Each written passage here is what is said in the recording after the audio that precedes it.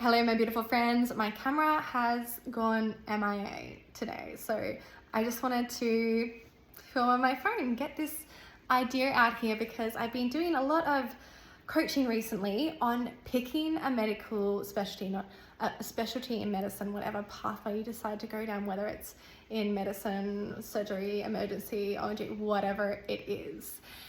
And what I'm finding is there are these common thought errors that come up and they block us, they get in our way. And I just wanted to clear those up for us today, because when we don't get to feel at peace with our choice, or when we don't get to be driven from the right place about what choice we make, we end up suffering a lot. And I see this in lots of different forms. I see it in the form of people leaving medicine because they think that there is no specialty for them, that they must therefore be in the wrong place.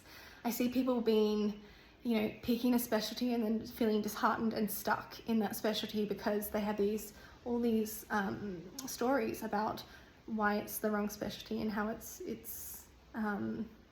not serving them and they're not serving well in that specialty. And then also in the middle, there's this sort of, for anybody who has the opportunity who has not yet picked their specialty, there's this delaying and all this extra energy spent on sort of moving around and trying different specialties to find the Goldilocks one, and all the suffering that comes with all of that. Any unnecessary sort of work and stories and drama and all of the all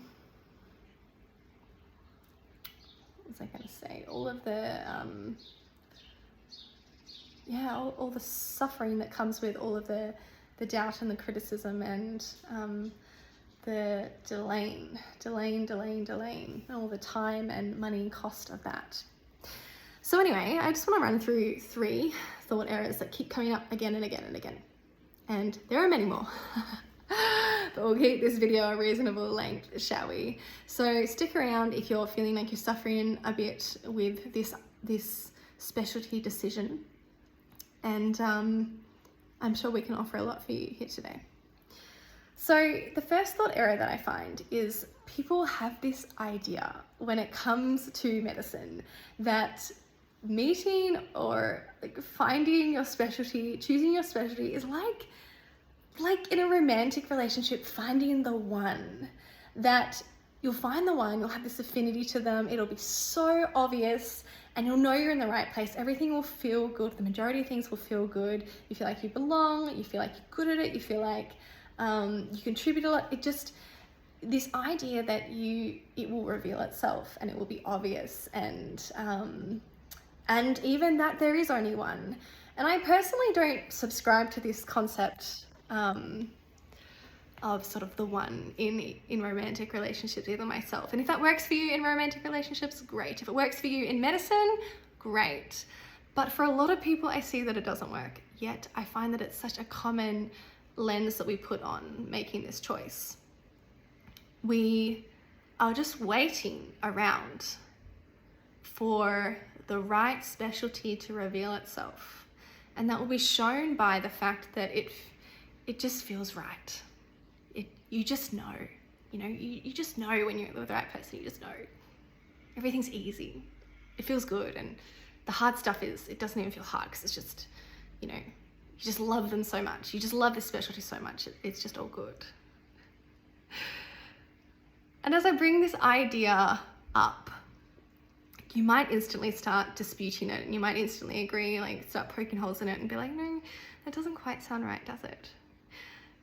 Because what we do here is we're saying that the right person, the right specialty, will make us passively feel good.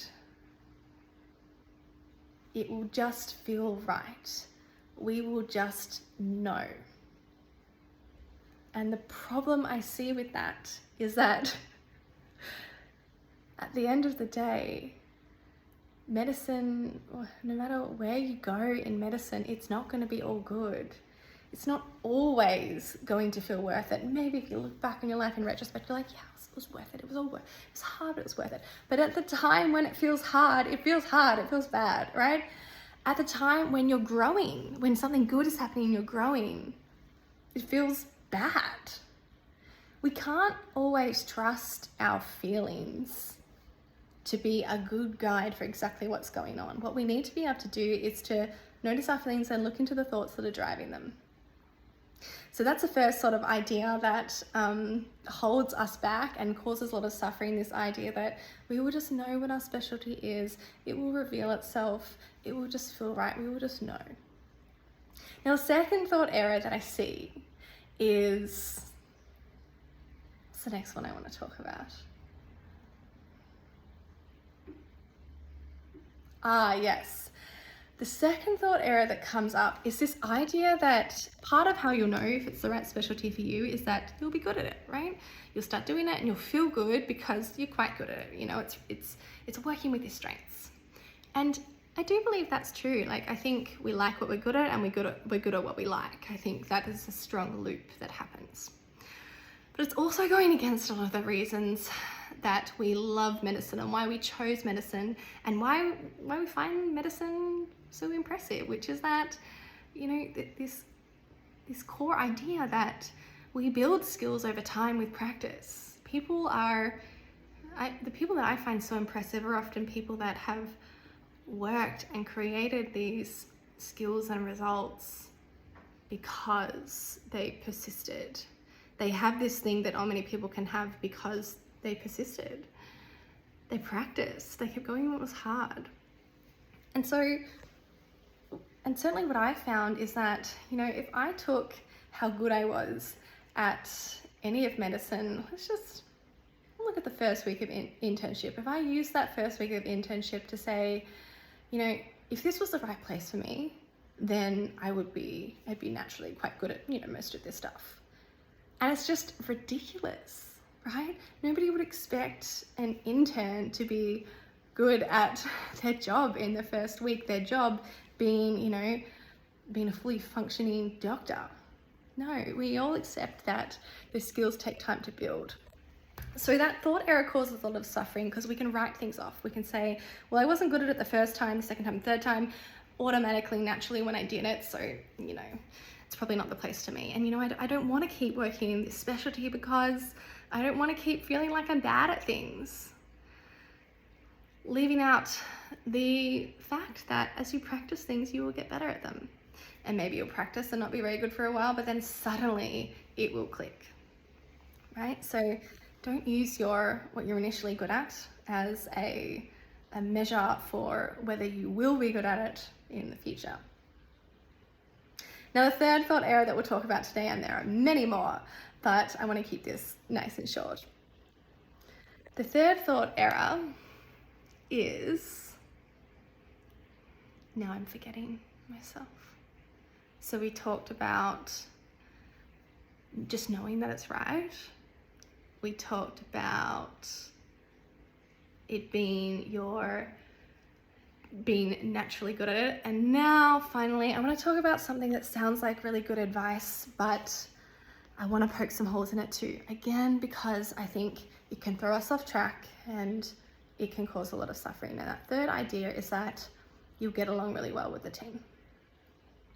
That you'll know you're in the right place, you'll know this is your specialty because you'll get along with the people who are in that specialty as well.